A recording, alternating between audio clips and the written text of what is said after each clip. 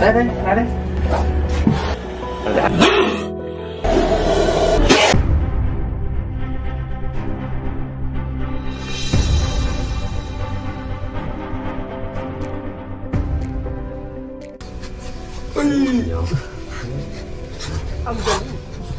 Nasa 3 million ahas kada taon ang kanilang inaalagaan dito.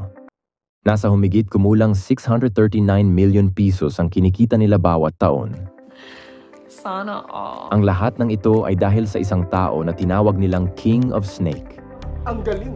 Noong 18 years pa lamang si Yang ay nagkaroon siya ng arthritis sa kanyang spine.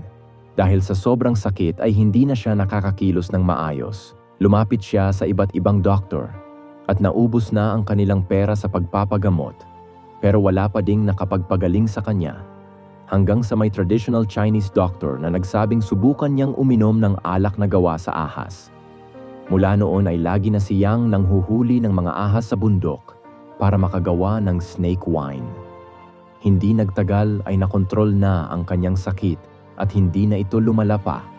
Dahil dito naisipan ni Yang gawin itong negosyo. Nagsimula siyang mag-alaga at magparami ng sariling mga ahas. At makalipas ng 2 taon, ay kumita na siya ng malaki dito.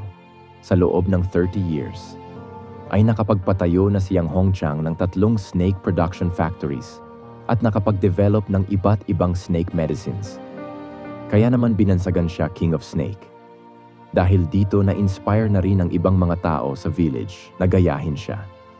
Sa isang farm nga na ito, tuwing panahon ng pangingitlog ay tinatahi nila ang bibig ng mga ahas para hindi daw nito kainin ang kanilang sariling itlog. At pagkatapos ng season ay tinatanggal din naman nila ang tahi. Ang galing. Ang mga ahas ay isinisilid nila sa isang bag na parang net at kada 2 oras ay kinukuha nila ang mga itlog. Kapag natagalan kasi sila sa pagkuha ay liliit o magsishrink ang itlog.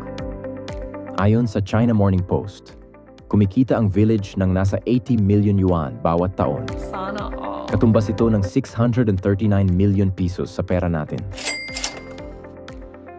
Ang snake business ang naging primary source of income ng nayon. Nagbibinta rin sila ng ahas sa mga pharmaceutical firms para gawing powder na siyang ine-export naman sa Japan, South Korea at iba pang bansa. Naniniwala ang mga Chinese na maraming health benefits ang snake. Kaya naman may mga umiinom ng dugo nito at kinakain ang puso habang ito'y tumitibok pa. Ang galing. Sa traditional medicine ng Chinese, ang ahas ay kilala sa pagiging medicinal at madalas ihalo sa pagkain o gawin alak para makapagpalakas ng immune system.